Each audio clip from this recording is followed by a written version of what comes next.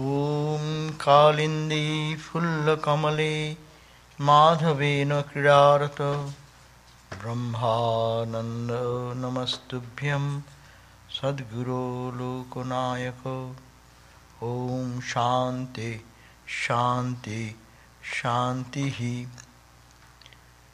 We bow down to Swami Brahmananda, who is the leader of the mankind and the true spiritual teacher, Guru. We salute him who dances with the Lord Madhava on the full-bloom lotus over the river Kalindi, the Yamuna. Om, peace, peace, peace be unto us all. So today, because next Sunday will be our Swami Brahmananda Maharaj's birthday celebration, so today we'll remember Swami Brahmananda Maharaj. He is as the spiritual dynamo. That is the topic today. So, function of a dynamo, it generates electricity. And when electricity is generated, it does not do it for own purpose only, but it is for the good of others. So we find Swami Brahmananda was a spiritual dynamo. He produced spiritual current. They are already full in themselves, but still they underwent through some spiritual practices, sadhanas, and then gave it to the whole humanity to remove the negativity, the sufferings, the pain and agonies of ignorance from the heart of human beings. And this power is inexhaustible power because its origin is infinite. Its origin is that timeless, eternal, blissful reality. And this human life is really a wonderful gift of God to all of us to bring out that potential power and energy. But how to do it? We need that guidance. And if it is properly can generate that spirituality within, then its joy remains perpetual in our life, and also it soothes our heart and soul, and it helps others to be free from bondage also. That is called the Jivan Mukta stage, can be achieved by the touch even of this type of spiritual dynamo like Brahmananda. And it has really, how many spiritual souls have been awakened, and silently its impact went on into the lives of people. That is numerous. Who will count them? So Swami Brahmananda was such a dynamo who bestowed freedom, peace and joy to the seekers of truth. And still continuing that work, even he is not physically present. Only our question is to get connected with that reality and that spiritual dynamo. One thing we find that even they are all perfected souls. They came to Sri Ramakrishna, but they don't need any spiritual practice. But we surprisingly find that they engage themselves in tremendous spiritual practices under the guidance of Sri Ramakrishna. They have their struggle.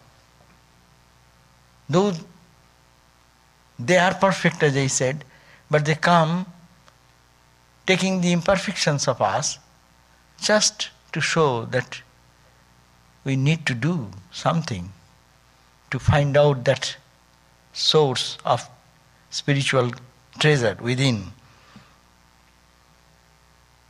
And it grew only by earnest yearning and prayers and cry for God. They had to even show that mind, in our spiritual life we find that there is some gloominess. Sometimes we do spiritual practice and we find it is no inspiration, it is dry. There we find that even in the lives of Swami Brahmananda and others, we find that same type of dryness, sometimes lack of enthusiasm comes. That is to show how they overcome it. Talking, theoretical talks are enough. We can give big talks and lectures, but it does not do anything. When we find the practical means and the yearning in their heart, which helps us to transcend that weakness. So in Brahmananda Swami's life we find that there are two facets. One facet is that as a spiritual aspirant, struggling to realize the truth, and that sincere yearning, and then after attaining that wisdom and knowledge, distributing that spiritual treasure to others by their presence, by their look, by their touch. That is the beauty of Swami Brahmananda. They are not found very easily in this life. Easily, no Brahmanandas are born every day. They are very special gift to the world. But their impact continues to help us. So we find that in his training period, we can look at Swami Brahmananda in two perspectives. That one is that how to grow in spirituality under the guidance of a teacher like Sri Ramakrishna, and at the same time how they distributed this wisdom and helped so many souls to come out of the troubles of life and made them Brahmagyanis. In this country, how many Swamis worked, particularly here Swami Prabhupada and others, in all the Western hemisphere, the sadhus who came, they're all mostly Swami Brahmananda Maharaj's disciple. And they did wonders. It's by the power of the Dynamo, which the spiritual current generated in Swami Brahmananda, given to the West through these great Swamijis. That's a great contribution to the world. It is the question that it is not talk, it is a giving the life. It is not the number of people, but it is the sincere people who are really craving for God and God realization. That's why we find in Vedanta, we don't find many people, because it is intense. It is such intensity of spiritual practice, and to deepen and to absorb that spirituality and to become a dynamo. That is the goal of this Vedanta movement here. So we find that when in the early days, Brahmananda Maharaj, his Rakhal,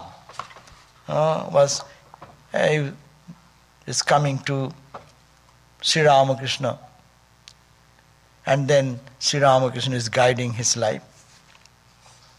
We find that by the touch of love of Sri Ramakrishna, he is getting overwhelmed. At the same time, he is inspiring them, taking away the sleep from their night sleep and asking them to dive deep into the meditation and prayer. We find that it is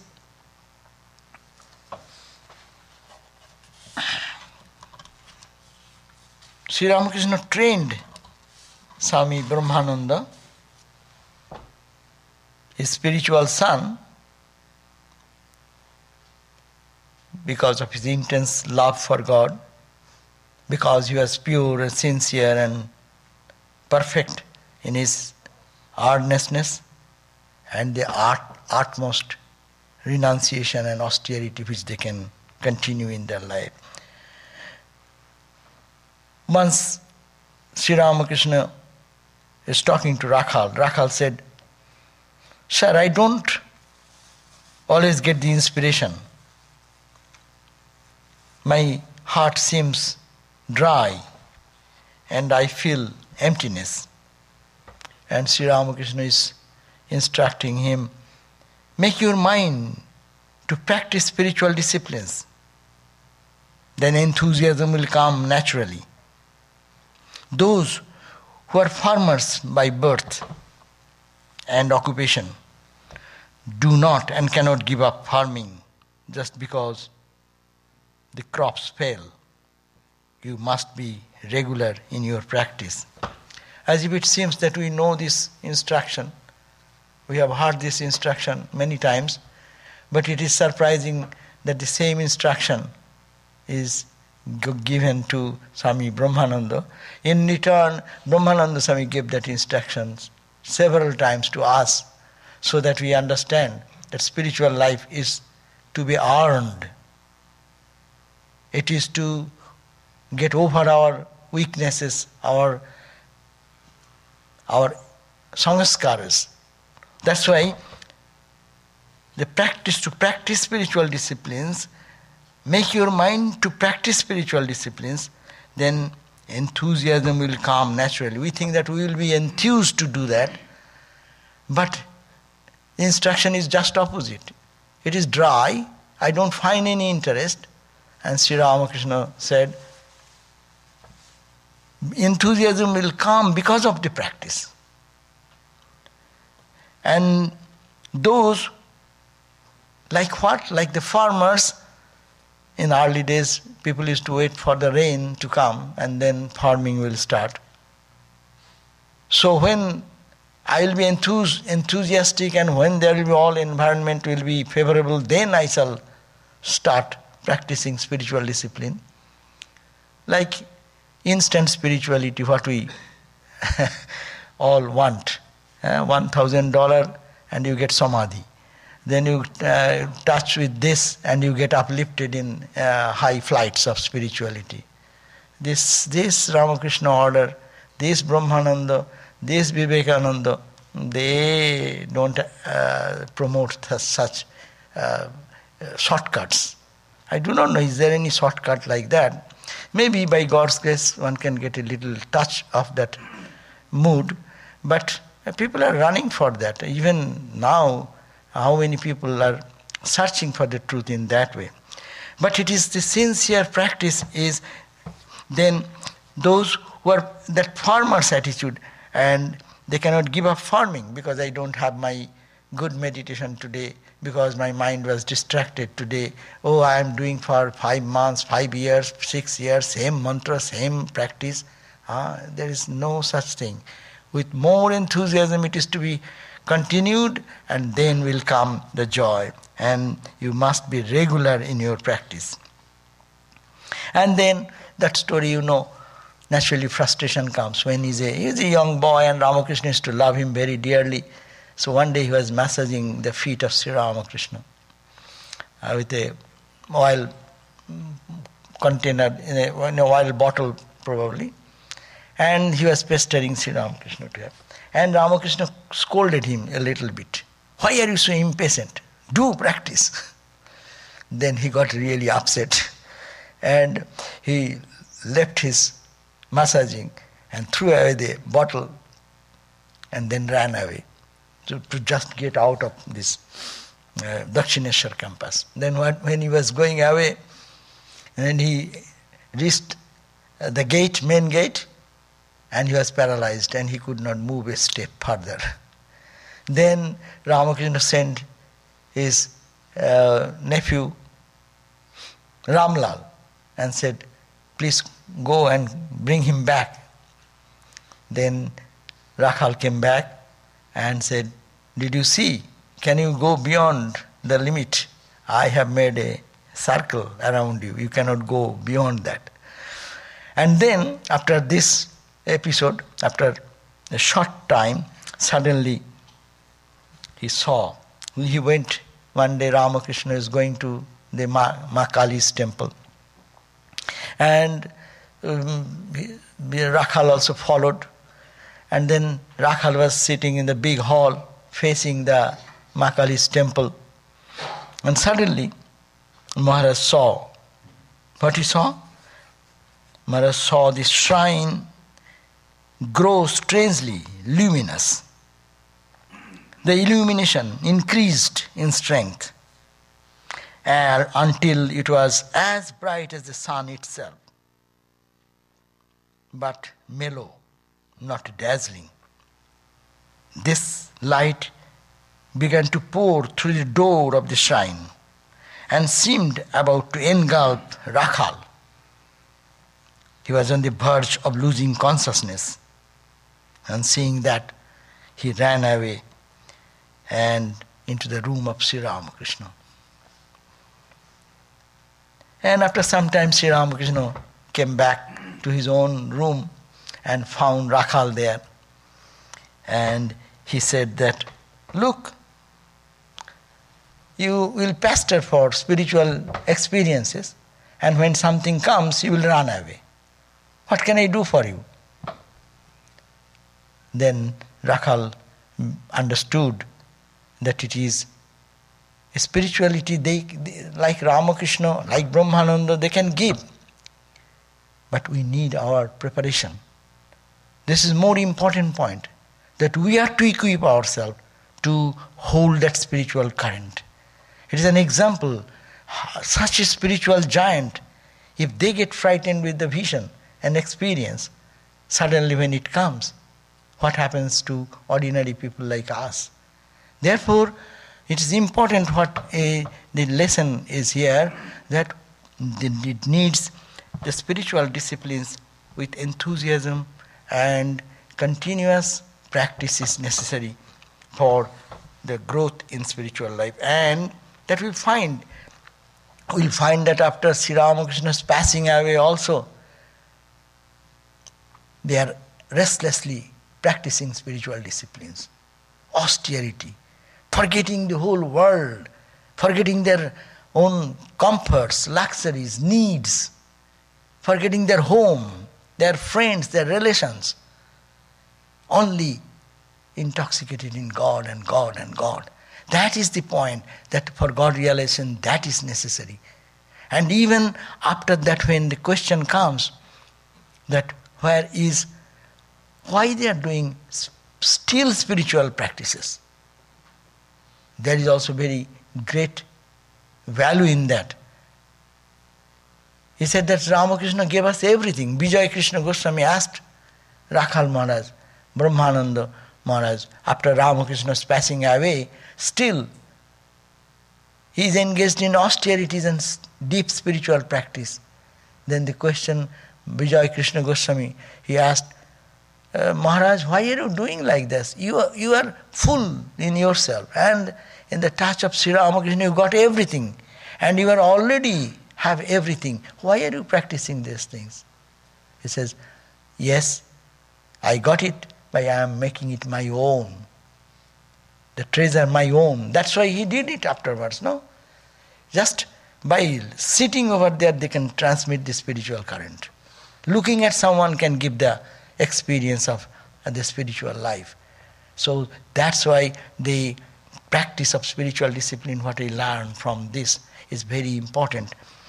It is not that in one day we all hope to have some light and vision and experience. It's not important. Many people don't get light and vision and experience, like the visions and seeing light and seeing something. But it's a transformation of character. And when that transformation comes, when that inner transformation comes, the overflow of love comes, overflow of seeing oneness comes, and we'll hear that the natural inclination will be to serve others, to do good to others. That will be not to others, but it will be a spontaneous flow will come from the heart to see the world in a different perspective. So this is very important. And restlessness will come in life. Of course we may say, there was Ramakrishna who is for us. I don't think they are gone. They are still here. If we really struggle, their grace, their kindness comes in different ways. Another incident, we find that Sri Ramakrishna was doing something for him. He was feeling restless and disappointed, and says that my mind is becoming so restless, and how can I control this? Then Sri Ramakrishna, the world teacher, he came and touched some on the finger, touched in his tongue, wrote something, and by the finger, Rakhal become free from all distractions. Sri Ramakrishna gave him special mantra, and after mantra, when he's practicing, he's not having the vision and he's become discouraged. Then again Sri Ramakrishna one day said, look, touched him and said, look, there is your chosen ideal. And he had the concrete vision of his chosen ideal walking, as it were, living in front of him. Sri Ramakrishna taught many kinds of spiritual discipline to Swami Brahmananda in private and in solitude. But he had his ecstatic experiences again and again. Ramakrishna pointed out that Rakhal had his first ecstasy here at this point in Balaram Bose's house. And he was so absorbed that after some time Sri Ramakrishna had to bring him down to the outer consciousness, touched him and brought him to the external consciousness. See, Swami Brahmananda was in such love for God. Love and renunciation is the same word. We are frightened with the word renunciation, but if I use the word love for God, then it makes little comfortable for us. But it is actually tremendous love for God is the renunciation. Renunciation is not negative. To giving up, to going away.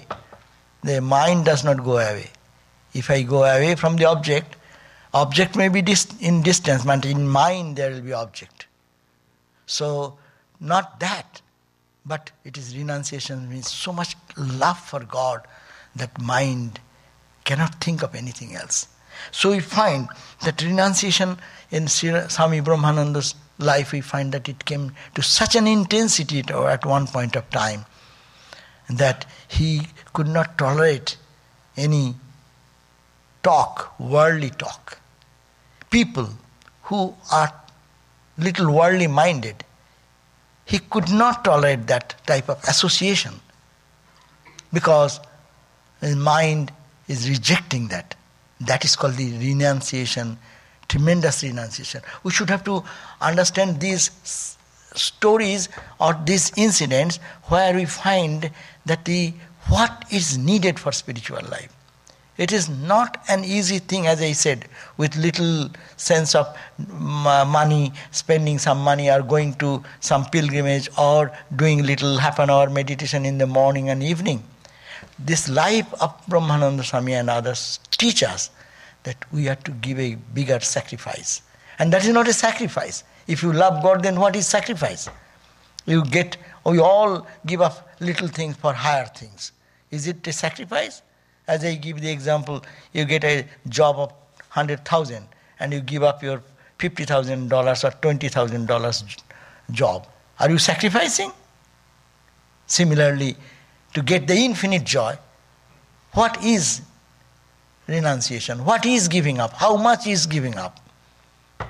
So this is the spirit there.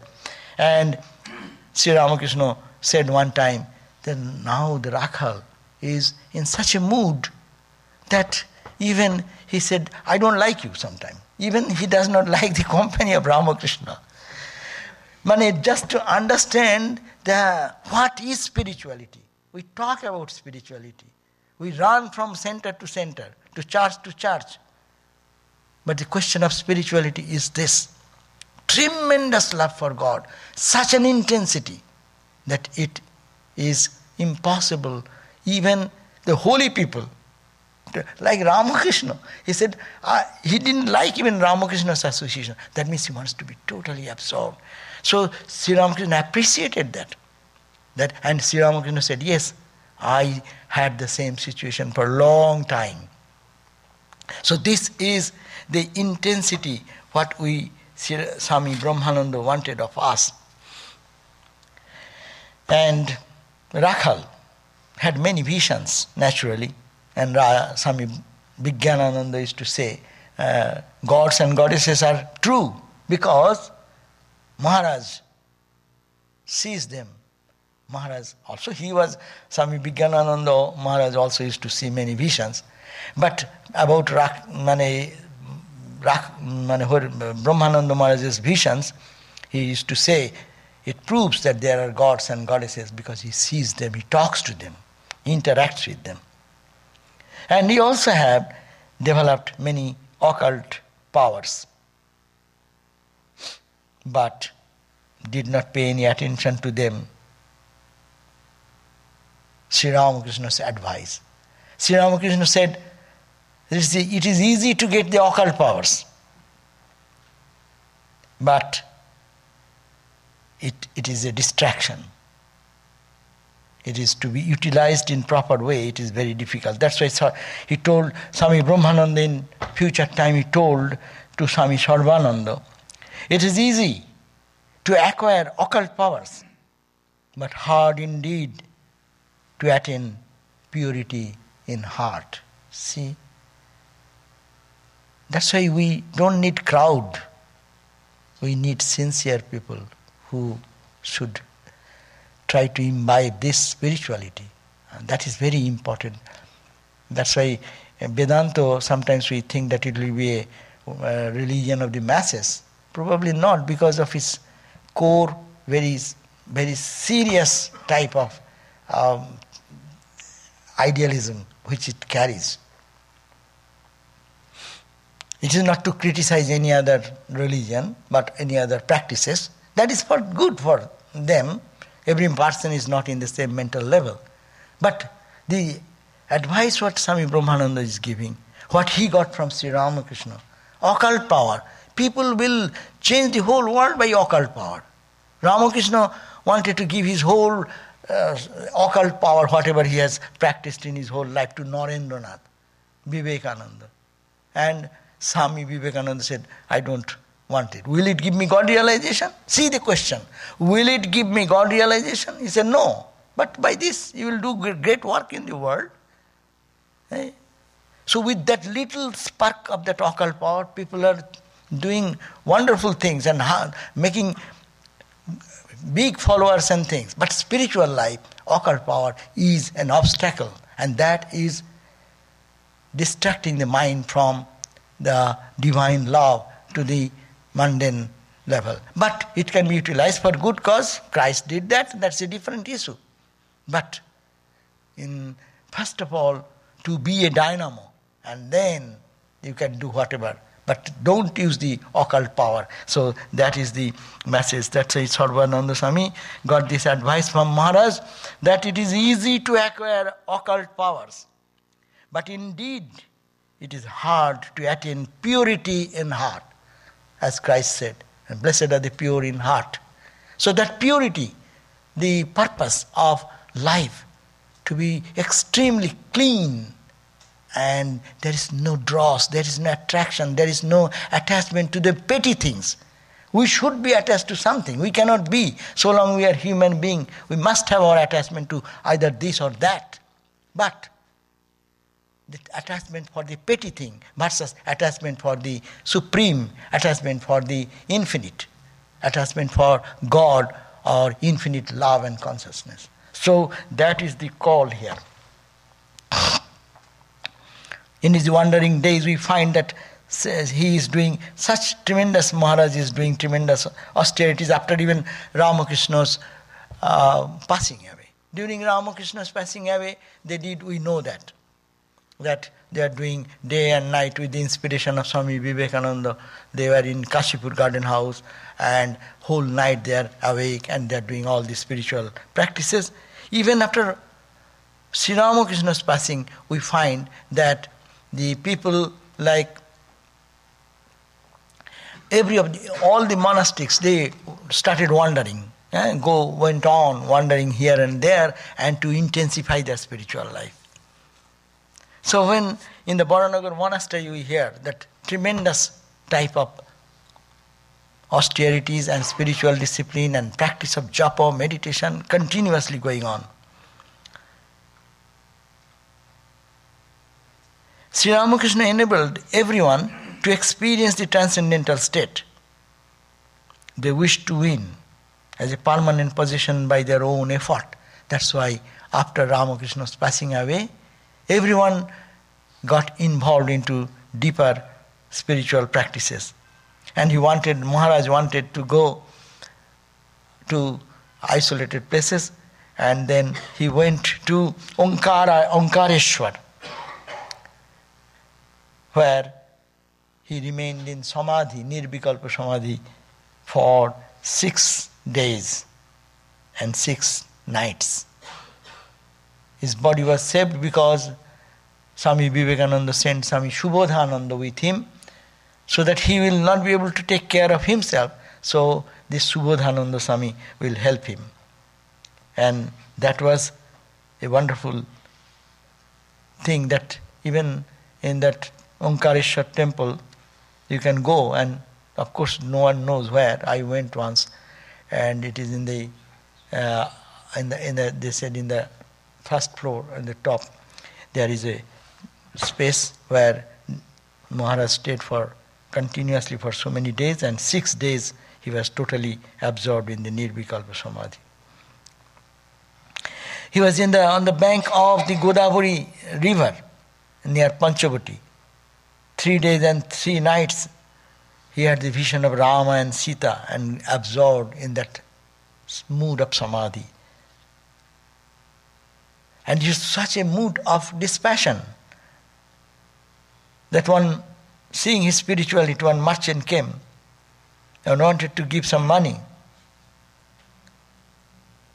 Then he refused, and this man was overwhelmed with his seeing the spiritual life of this Maharaj. And at that time his spirit was so high. He said, I don't need anything from anybody. The Lord is my only refuge. He will look after us. What type of dependence on God. So we can go on. He used to live in God consciousness all the time. Now the question is that what about what he gave? In his life he earned all these things by his own effort and with Sri Ramakrishna's direction, but it is not for his own benefit, but giving it to us.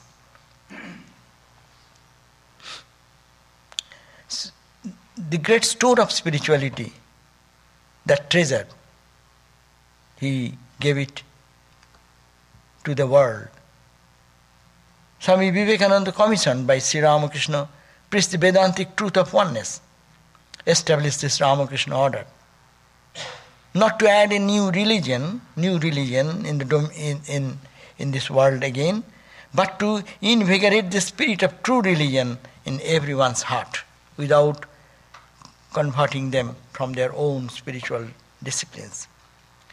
There we find that Swami Brahmananda became a great tool into that mission. It's really difficult for a person who is absorbed in this type of samadhi, will be able to function in the world, but he keeping his whole mind in God, being new inspiration to serve God in man. What Swami Vivekananda started, he got involved into it directly, and he started to promote that philosophy through this Ramakrishna order, being the first spiritual head of this organization. So he read from this Swami Prabhupanandaji's book, this Eternal Companion. I think all of you have read again and again. This is our source book. But if you have not, I would suggest please purchase it today and don't miss it. Read it very well. So here we find that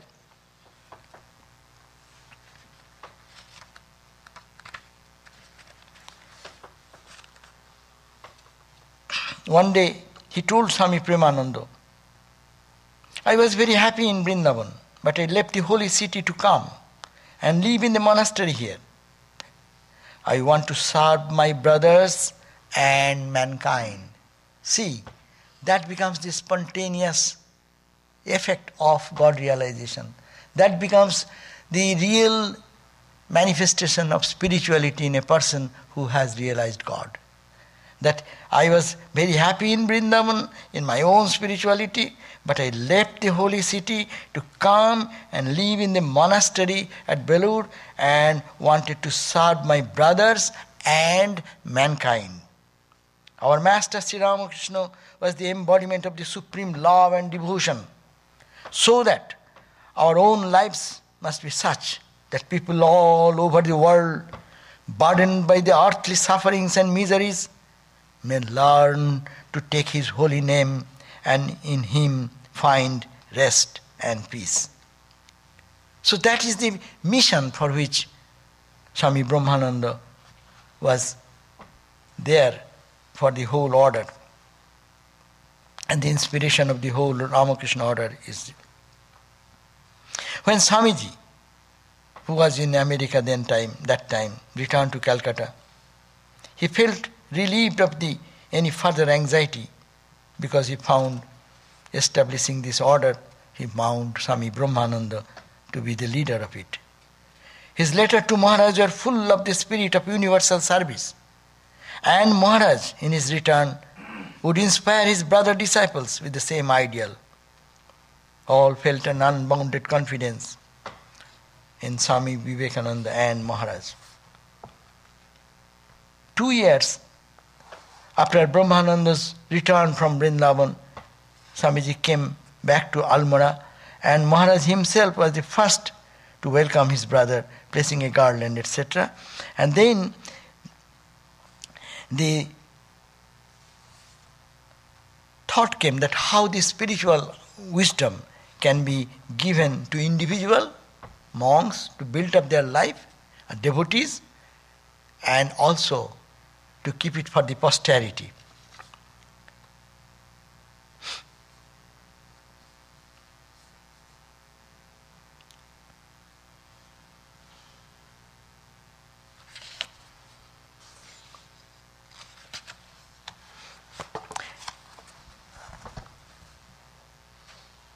To the monks of the order, however, the success when Swami Brahmananda started this ministry in the Belur Math, various types of activities were going on.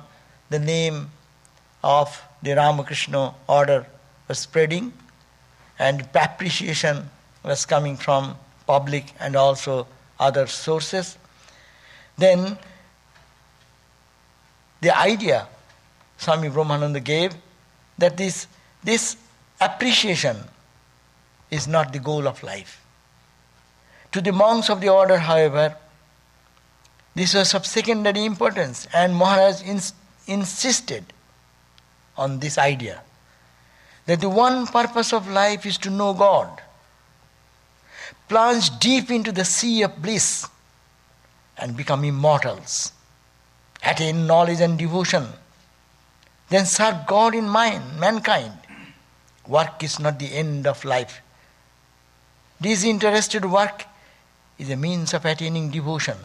Meditate, and dive deep within. Know that God alone is real. Keep at least 3/4 of your mind in God.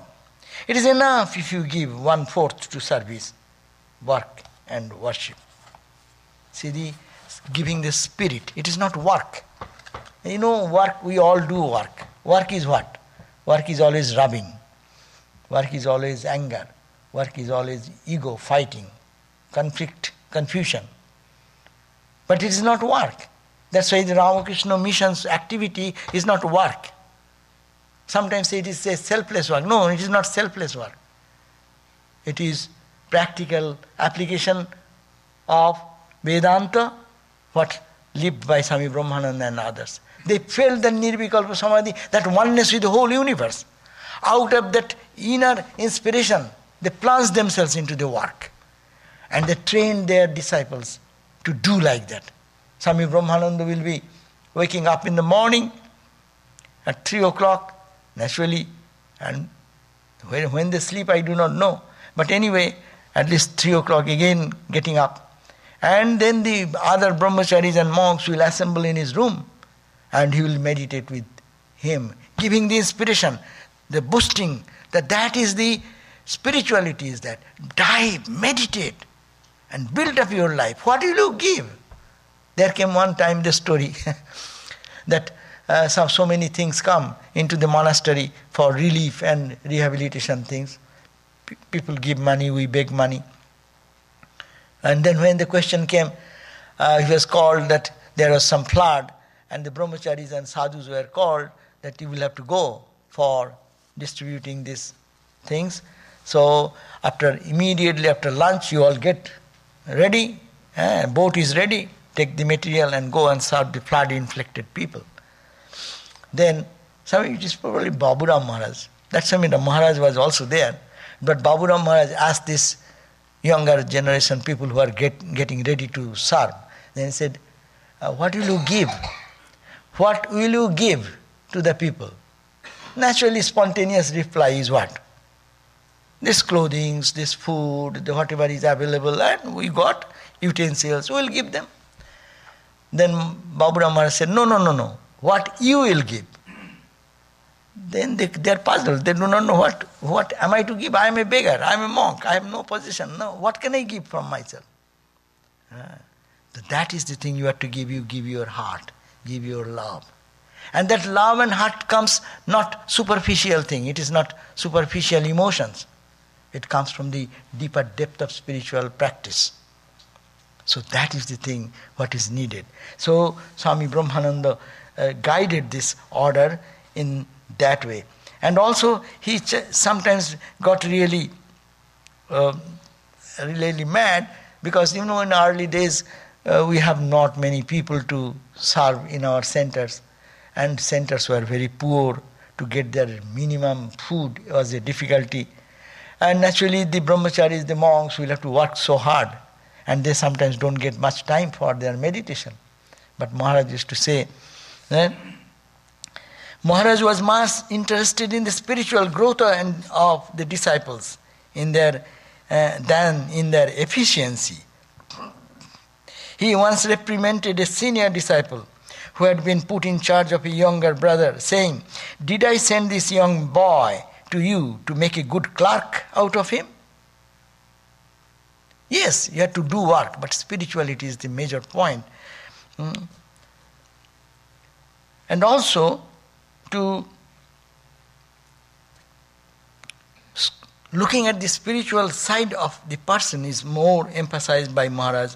One story is that some senior disciple was taking a younger disciple to task because he could not do his duties. And Maharaj said, "Of course it is wrong if this young man neglects his allotted duty. You have the right to scold him for that. But tell me, do you ever inquire if he is doing his duty to himself? That means, do you ask him if he is meditating regularly? Or if he has any difficulties in the progress towards God? Is the work of the mission more important to you than this boy's spiritual growth?" See, the emphasis is totally different. We think to do work is great and to get good name or the society acknowledgement. That is not the goal of this Ramakrishna tradition, this Vedanta tradition. It is more important. We have to grow spiritually, you and us all. This is the great responsibility on us. We may be few in numbers, but Maharaj demanded of us that we should have to be spiritual first. And spiritual first means It will not that I will realize God first, but it should be such a balanced mood that work does become a soothing, pleasing thing, as a service, as like doing worship in the temple. The same spirit will be if I can do anything for anyone. But work should not take a toll of me, that I am angry, I am frustrated. Stop work. Maharaj would say, stop work, go, get out, do your spiritual practice. So, unless that is done, that spiritual growth is ignored, then purpose of life is meaningless. There are workers in the world, there are great charitable institutions in the world. How many billions of dollars charitable activity going on in different organizations? Yeah, that is good. But this organization has a special value of putting this thrust on our spiritual growth.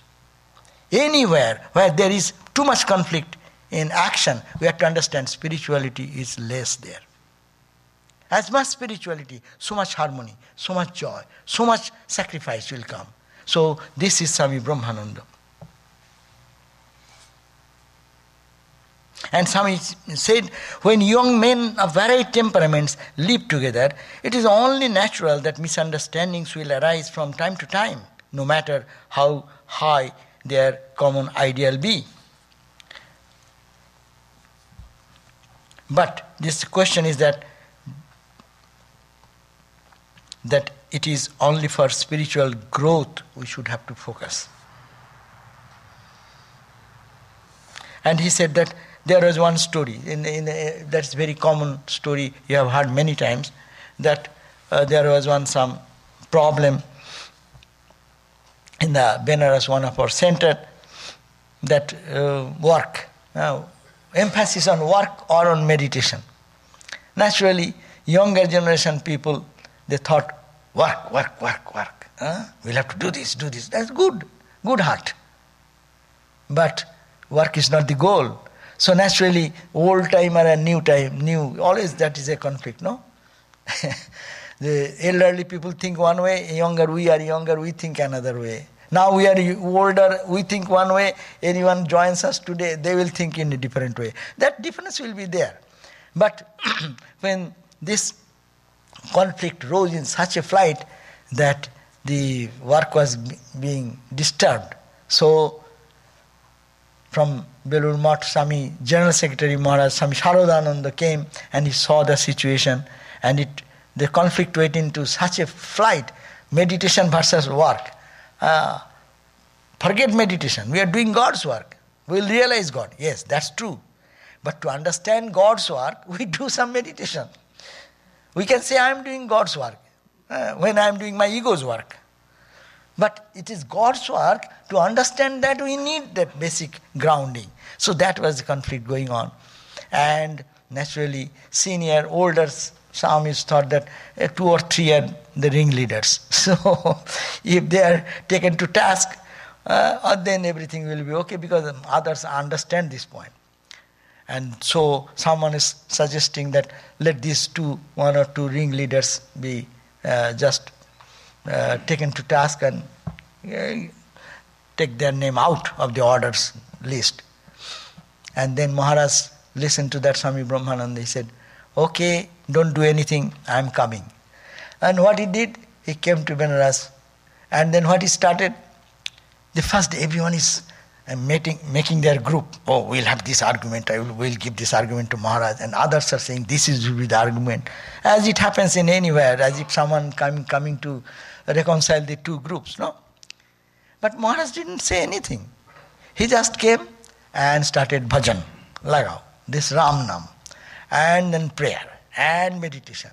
And in such a way it started 1 day, 2 days, 3 days, 5 days. Everyone is thinking when Maharaj will call the 2 parties to reconcile or do something. But he didn't say anything. One day, after a month or so, he said, okay, purchase my ticket to return back to Belur Math. So he said, what about our problem? There is no problem. He told someone who was very much engrossed into that type of resentment for meditation and other things. He lovingly told them, okay, you take sannyas, it is enough time, you should now renounce. You should take the vows of sannyas. so that you will understand. And he didn't understand, he took it very nicely. And with the Maharaj's instruction, his life was saved. He got spiritual inspiration and gradually understood the purpose and goal of this order. So, add spirituality into the life. That is the instruction, Swami Brahmananda. As he said, you keep your mind 75% in God. And if you give 25%, enough, the world will be flooded with work. Because that will be no resistance there. Work becomes work harder when resistance is bigger. No? Friction is bigger, is it not? What is work? Force into distance. No? Apply the force and how much it moved. But if the resistance is too much, it will not move an inch, even quarter of an inch. But it's a smooth surface, you press it and it will run. So that is the way how to work versus spiritual discipline and spiritual work is a tremendous difference. When this polished surface comes, mind becomes polished and pure, and that's why work then becomes joyful. Tremendous productivity comes out of a person who are really spiritual people, rather than a person who is doing for 10 hours work. Even that spiritual person can do within 1 or 2 hours because of their resistance-free mind. They have no other inclination or inkling into this world, but only to serve the divine. So this whole order stands on this idea of Maharaj, what Maharaj gave us. Swamiji, that's why I wanted in our order, the monastic order means you the devotees and we the monks, that in the discipline, in order, as the expansion of the institution grows, you think, oh, this is wrong. You should make a rule. No, you cannot do that. Made another rule. No, you cannot do that.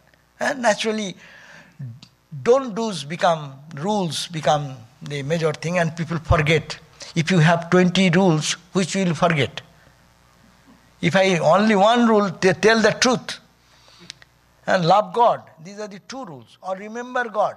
If you say, tell me one rule, I forget whole day. And you give me 20 rules to do this, don't do this, don't do this. Where will we stand? We'll stand on the rules only. So, Swamiji, that's why Maharaj said, Swamiji has already made our rules for us. We do not need to add any new ones. Add more love, attain more devotion, and help others to move towards the ideal of God. What a wonderful advice. Keep your mind as high as the mountains. That is called Brahman. That's called, we are all Brahmins. In this current age, we are all Brahmins who are sitting over here. Why? We try to keep our mind in a lofty level. If we can do that, then we are real spiritual seekers, according to Vedanta. Brahmachari, or it is called Brahmachari or Brahmacharya, all this meaning is to keep the mind in a lofty level. So Maharaj said, keep your mind as high as the mountains, in such a level of thought that mind does not go into the petty things of life. Our total energy is wasted in petty things of life. We will have to do things, but that is not the goal. So Maharaj emphasized that idea. Swami Turiyananda talked about Maharaj, that Maharaj carries with him such an intense spiritual atmosphere that whoever comes within his orbit is carried towards God as if by spiritual current and is filled with divine joy. Even Maharaj, you know that story, they create such an ambience and environment that you cannot think of any ugly thought in presence of them. That story, one brahmachari, she thought that we heard that the holy people keep their mind so high that you cannot bring any negative thought before them. So he was hiding behind the chair of Swami Maharaj, and he was trying to bring all types of ugly thoughts whether he can just bring into the awareness. But such a spiritual atmosphere, he could not do anything. And Maharaj suddenly after some time looked back and said, could you do it? Could you manage to do it?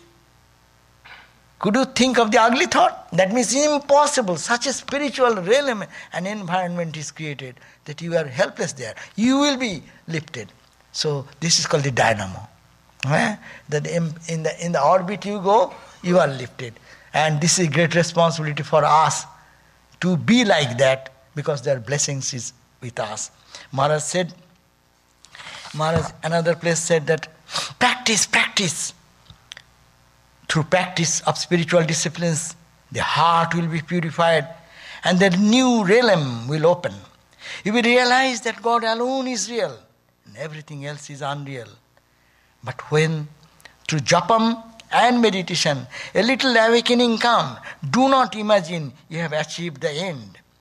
Light, more light, onward, attain God, gain His vision, talk to Him. So this is the point what Maharaj wanted to give us. And that's not to only move on his words, but it is our responsibility how we can imbibe a little bit of this in our life. To be spiritual, to make the target of life God realization. Wherever we are, we'll have to do it. Otherwise this life is meaningless. Life is come, life will die. One day we came, one day we die. What is the meaning of this life? Everyone comes and dies. If this is not accomplished, Mahati Vinasti, Upanishad says, what a great loss. Getting this wonderful opportunity, we could not utilize it. And therefore, this type of inspirational life like Brahmananda is before us. We can read, absorb, and imbibe in our life. Thank you. Maharaj bless us.